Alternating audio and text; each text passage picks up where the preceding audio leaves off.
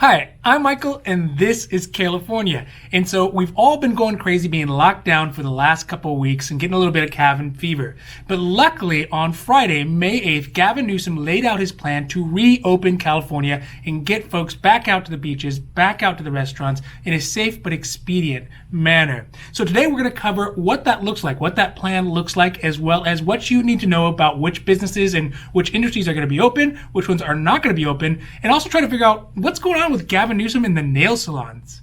Now, before we do that, if you do like the information we're putting out, you find it useful, you find it helpful, please don't forget to like and subscribe. That way you can get updates when our newest and most informative videos become available.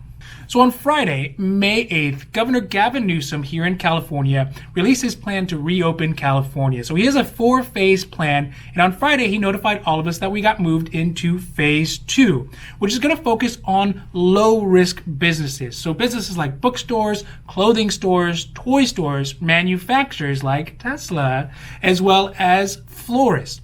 And they're going to put some caveats on how they can open up, basically asking that these types of businesses have curbside pickup available, as well as protective devices for their employees, hand sanitizer, and contactless payment procedures.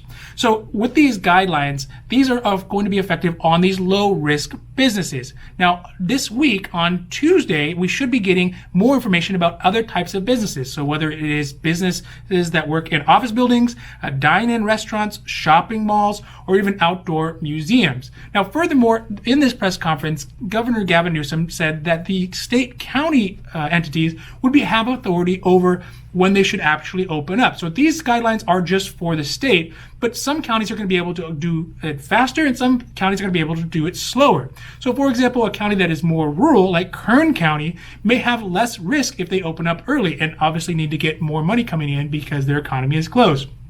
Versus a county like San Francisco or San Diego or Los Angeles, who have bigger populations that are more dense, they may want to delay in order to cut down the risk of a reoccurrence of the pandemic. So at that press conference, another interesting thing happened with Gavin Newsom. So he said that the whole thing, the pandemic, started here in the state of California, the first community spread in a nail salon. I just want to remind everybody of that, and I'm very worried about that, end quote. So as you can imagine, there are nail salon folks losing their mind over this, and rightfully so. This is something that obviously was said not well thought out by the governor, because why would you point out a specific industry that may or may not have actually caused this pandemic? There's no way to know. Just because one person who went to a nail salon is the first person to report it, doesn't mean there aren't other people who didn't get the pandemic from the beach or from the church or from the football game. How do we know where that came from? So pointing out a specific one seems like it was a little bit in bad taste and maybe not well thought out. Now, also mentioning this, there are some counties where nail salons are opening up. So when we look at the 4-phase approach, phase 3 is where nail salons are in. So they are high-risk businesses. Now, so some nail salons, for example, in Kern and some counties like Yolo, they were allowing these nail salons open up because they needed them to get back to business, and they feel like it is safe enough in those rural counties that they can do so. But that is not to be said about everywhere else here in California. But unfortunately, I wish that Gavin Newsom would have maybe been a little bit more tactful and just, not just centered out any specific industry about how this could have started, because the reality is none of us really know. Overall, looking at Gavin Newsom's 4-phase approach to reopening California brings up a lot of questions. Primarily, is this the appropriate response? And personally, I think that it is probably the right response. Yes, there's things that he could have done better, like, for example, mentioning the nail salons as a center for a pandemic.